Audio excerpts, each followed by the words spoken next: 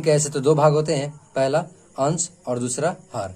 अंश का होता है, अंश भिन्न का वह भाग है जो ऊपर लिखा होता है। किसके ऊपर लिखा होता है? तो बट्टे के ऊपर लिखा होता है। अंश भिन्न का वह भाग है जो ऊपर लिखा होता है, मतलब ये जो बट्टा लिखा हुआ है ना, जैसे 4/3 लिखा हुआ है, तो 4 जो लिखा हुआ है ना बट्टे के ऊपर, ये 4 जो है ना क्या है? अंश है। जैसे 6/9 में ये जो 6 है ना, ये अंश है। 7/5 में ये बट्टा के ऊपर क्या लिखा हुआ है? तो 7 लिखा हुआ है, तो 7 क्या है? तो अंश है। 8/3 के ऊपर बट्टा के ऊपर कौन लिखा हुआ है? तो 8 लिखा हुआ है, तो 8 क्या है? तो अंश है। उसी तरह 5/9 में बट्टे के ऊपर कौन लिखा हुआ था? बट्टे के ऊपर 5 है, इसीलिए ये 5 क्या है? तो अंश है। ठीक है। उसी तरह दूसरा इसका रूप है हर। क्या है? हर। हर कहता है हर भिन्न का वह भाग है जो नीचे लिखा होता है। किसके नीचे लिखा होता है? तो बट्टे के नीचे लिखा होता है। जैसे ये 8/3 लिखा हुआ है, क्या लिखा हुआ है? 8/3। तो बट्टे के नीचे कौन है? तो 3 है। इसी तरह 6/4 लिखा हुआ है, तो 6 बट्टे के नीचे कौन है? तो 4 है। 7/5 लिखा हुआ है, इसी तरह बट्टे के नीचे कौन है? तो 5 है। ये सब क्या है?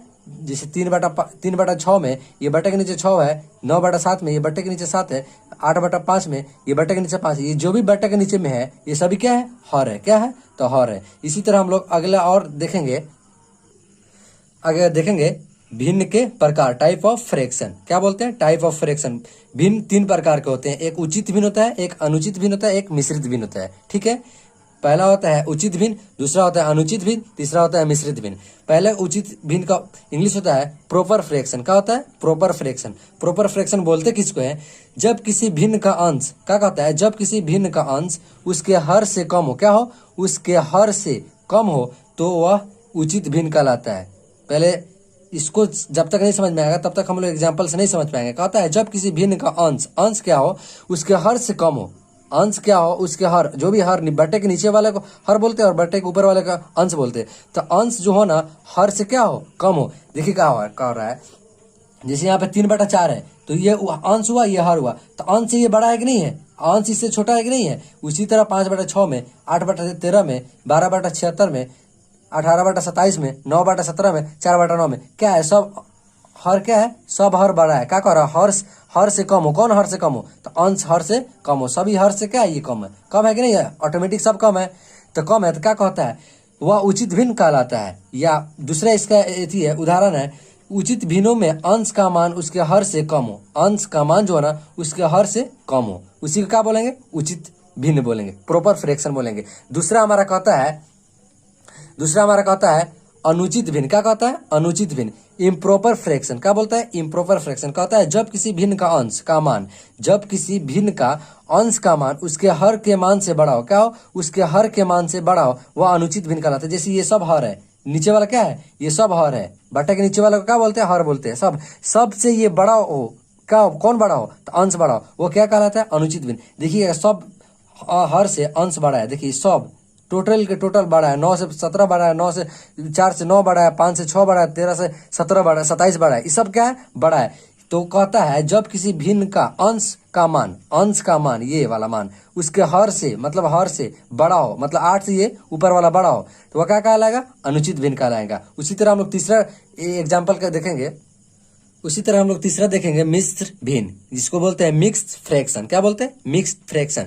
कहता है ऐसे भिन्न जो पूर्णांक एवं भिन्न से मिलकर बनी होती है। क्या कहता है? ऐसे भिन्न जो पूर्णांक एवं भिन्न से मिलकर बनी होती है वह मिश्र भिन्न कहलाती है। या ऐसे समझेंगे, दूसरा इसके परिभाषा है ऐसे भिन्न जिसमें 2 भाग होते हैं। ऐसे भिन्न जिसमें 2 भाग होते हैं, एक भाग पूर्ण संख्या तथा दूसरा भाग उचित भिन्न होते हैं। क्या होते हैं? उचित भिन्न होते हैं। जो पहला एग्जाम्पल था वह मिश्रित भिन्न कहलाता है। जैसे 6.3/4। क्या हो? इसको कैसे पढ़ेंगे? तो पढ़ेंगे 6.3/4, 3.4/6, 3.3/7, 5.3/4, 6.4/3, 7.8/13। क्या कहता है? ऐसे भिन्न जो पूर्णांक हो, इसको क्या बोलते हैं?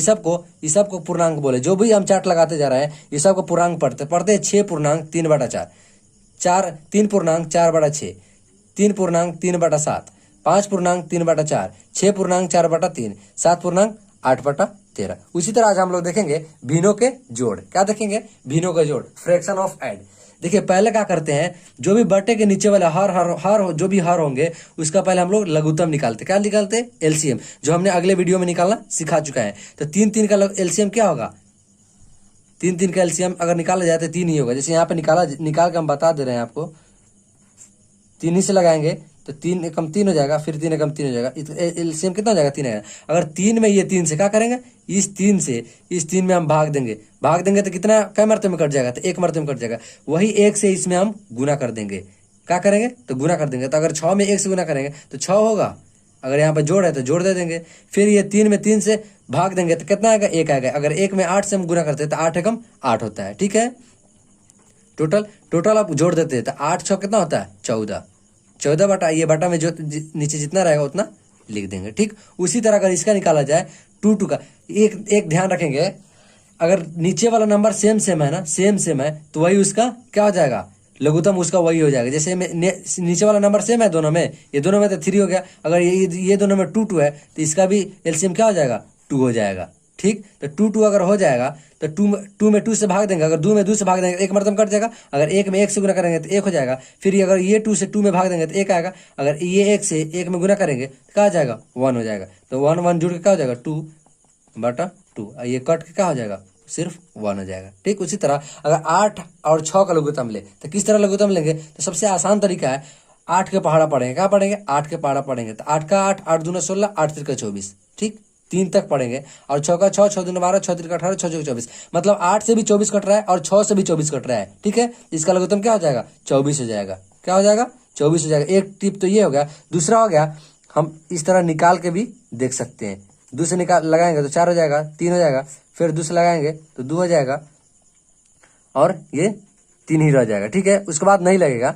इस तरह अगर लगाते जाएं तो 2 से 1 लग जाएगा, फिर 3 हो जाएगा, फिर 3 से लगाएंगे तो 1, ये 1 हो जाएगा। इस तरह अगर गुना कर दे तो 3 दूना 6 दूना 12 दूना 24 हो जाएगा। इस तरह भी 24 आएगा, ठीक है। अगर 8 से हम 24 में भाग दे तो क्या मरतब कट जाएगा, तो 3 मरतब कट जाएगा। 8 के पारा क्या मरतब पड़ेंगे कि 24 हो जाएगा, तो 8 तिरका 24, 3 आया। तो 3 से अगर 12 में गुना कर दे तो 12 3 कितना हो जाएगा 36। फिर जोड़ है तो जोड़ दे देंगे।